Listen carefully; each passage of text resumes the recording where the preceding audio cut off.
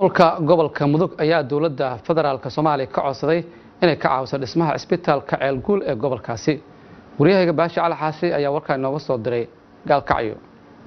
Cabdiraxmaan Cali Diiriye Isxal gudoomiyaha gobolka Mudug ee dawlad goboleedka Soomaaliyeed ee Galmudug oo maalmihii la soo dhaafay safar shaqo ku marayay deegaano ku yaala bariga iyo koonfurta gobolka Mudug ee bartamaha Soomaaliya ayaa booqday isbitaalka deegaanka Ceelguul oo kamid ah deegaanada hoos yimaada magaalo xeebeedka Hobyo. gudoomiyaha ayaa ugu baaqay dawladda federaalka Soomaaliya gaar ahaan wasaaradda caafimaadka ee xukuumadda federaalka Soomaaliya madaxda dawlad goboleedka Soomaaliyeed ee Galmudug in loo istaago sidii loo dhameystiri lahaa isbitaalka deegaanka Ceelguul oo dhismihiisu marayo meel wanaagsan kaas oo ay dhisteen dadka deegaanka. waxaan markaa ku boorinayaa dawladda federaalka maamulka Galmudug hay'adaha ay hadda nagala joogto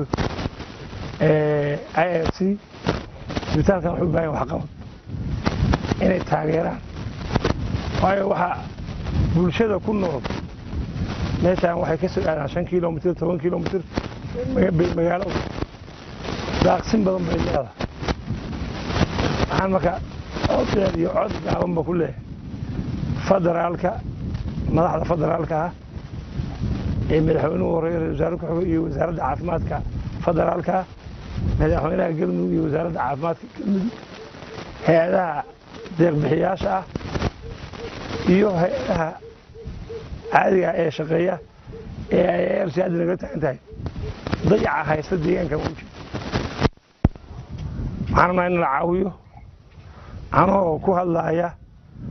codka gobolka Mudug gudoomiyaha gobolka Mudug ayna ka tirsan tahay baahideedana uusan gobolku dabooli karin. dhanka kale gudoomiyaha ayaa tilmaamay in xaalad halis ah ay ka imaan karto caafimaad darrada ka jirta Ceelguul iyo sidoo kale deegaanada hoos yimaada waa haddii dadku ay sahelin adeeg caafimaad oo ku filan. haddii waxaan la qaban waayo oo noocan waxay imaan doontaa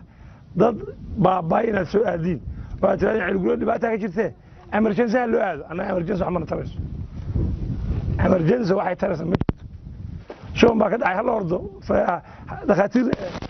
تيم موبيل هلا ديرو waxay nasreen jamaah team mobile waxa ka fiican deegaanka waxa qabtay 500 400 kun arkay waa adiga gaar inuu kala qabatay Baashi Cali Xaashi raadiyaha iyo TV-ga qaranka Hobyo.